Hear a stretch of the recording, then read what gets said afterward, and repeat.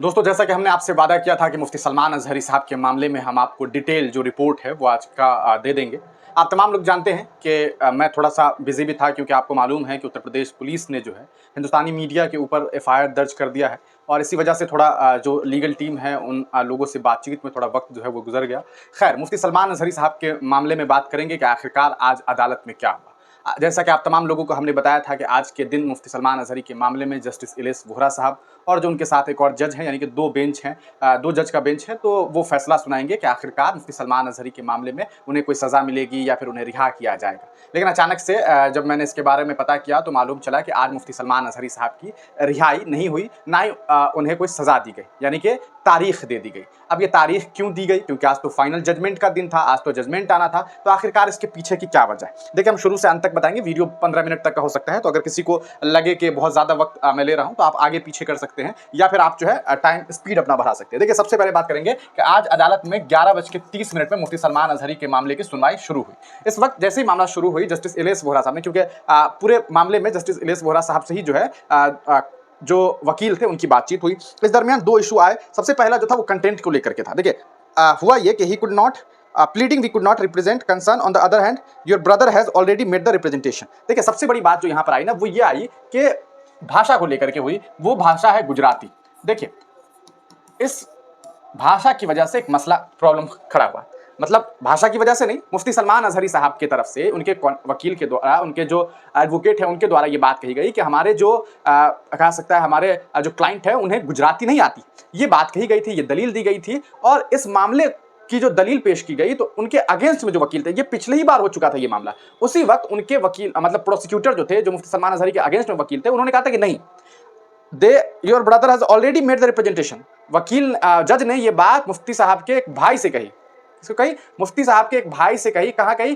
Court के अंदर कही कि your brother has already made the representation. तो तुम आपके भाई ने ऑलरेडी रिप्रेजेंटेशन किया है, यानी कि उन्होंने अपने आप को रिप्रेजेंट किया है गुजराती मतलब गुजरात भाषा को जानते हुए और उसमें जो भी एप्लीकेशन में जो बातें लिखी गई होगी। लेकिन इनके वकील ने कहा कि नहीं, हमारे क्लाइंट तो गुजराती नहीं जानते हैं। अब देखिए, we want a document evidence already submit by the applicant.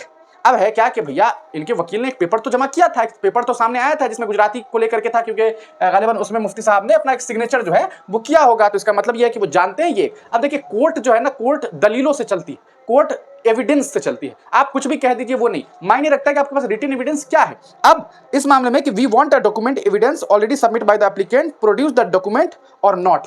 ये बात जस्टिस इलियास वोहरा साहब ने ये लाइन रिपीट किया और उस वक्त इनके जो वकील थे उन्होंने कहा कि सर हमें इसके लिए टाइम दीजिए, कुछ वक्त दीजिए। वक्त दिया गया 2:30 बजे का। मतलब आप समझिए कि 11:30 के बाद सीधे ये मामला जो है 3 घंटे के बाद 2:30 बजे हुआ। 2:32 में, एग्जैक्टली 2:32 में जज साहब के सामने वकील, एक जो है महिला वकील है, वो आती हैं और वो कहती हैं कि उसके बाद देखिए अब क्या होता है कि वो कहती हैं कि सम टाइम, मतलब हमें कुछ वक्त चाहिए, एक आध हफ्ता के लिए सप्लीमेंट्री बोर्ड जो है वो गुजारिश करती है, सप्लीमेंट्री बोर्ड से गुजारिश करती है।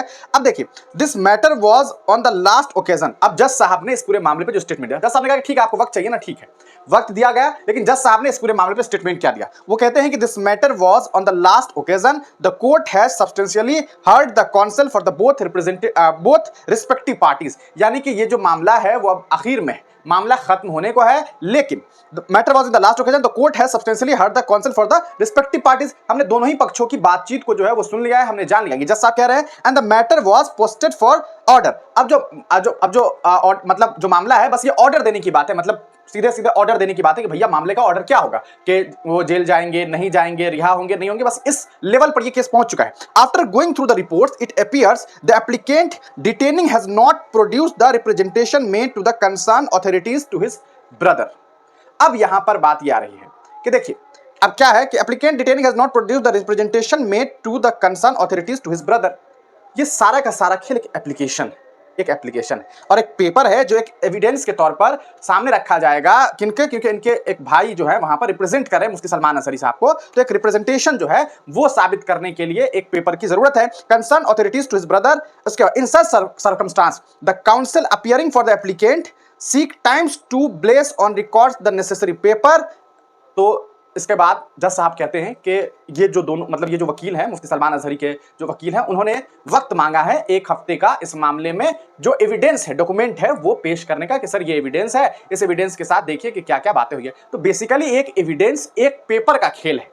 अब इस पेपर को मैं तो बहुत ज्यादा नहीं समझूंगा क्योंकि मैं इस फील्ड का इंसान तो नहीं हूं, लेकिन जो कुछ मुझे समझ आ रही है मतलब एक पेपर का मामला है, ये सीधी सी बात है, एक पेपर का मामला है, एक पेज है, एक कोई डॉक्यूमेंट है जो वहां पर सही तरीके से पूरा नहीं हो रहा है और उसकी वजह से रिप्रेजेंटेशन साबित नहीं हो पा रही है। इसी वजह से मुफ्ती सलमान अजहरी के वकील ने जो है वक्त मांगा। अब जज साहब ने कहा कि क्या वक्त दिया जाए, तो वकील ने कहा कि भैया मंडे या फिर ट्यूसडे हमें दे दीजिए।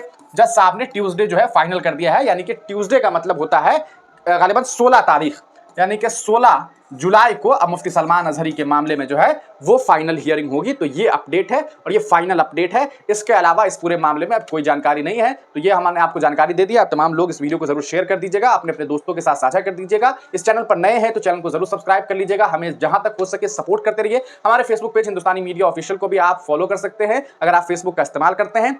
रही बात हमारे मामले को लेकर के, तो उस मामले पर भी हम आप तमाम लोगों के बीच रूबरू होंगे। आप तमाम लोगों का वीडियो देखने के लिए बहुत बहुत शुक्रिया। आप तमाम लोगों की दुआओं की खास जरूरत है।